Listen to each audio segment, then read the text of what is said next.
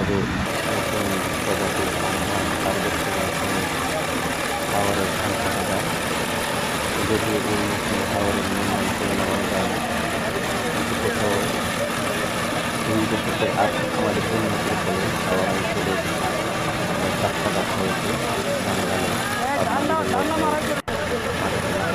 সেদিক দিয়ে গিয়ে কিছু মেশিন নামতে পারে, আর সেই মেশিনগুলো সহজেই ধান কেটে দিতে পারে কম্বাইন হারভেস্টরে।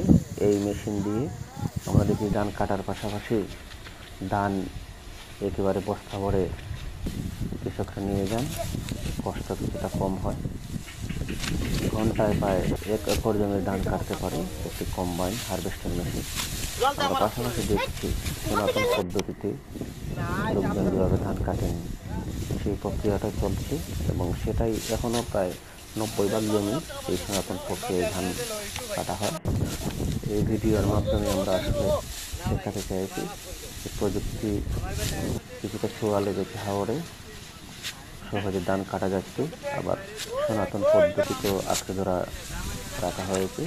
মূলত এখনও সনাতন পদ্ধতিতে হাওরের ধান বেশিরভাগ ধানই কাটা হয়ে থাকে।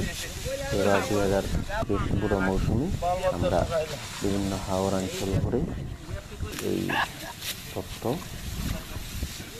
সংগ্রহ করেছি এবং দেখেছি যে সনাতন পদ্ধতিতেই এখন পর্যন্ত কৃষকরা তাদের ধান কাটতে স্বাচ্ছন্দ্য করেন, প্রাকৃতিক কারণে, পরিবেশগত কারণে এবং যোগাযোগ ব্যবস্থার কারণে।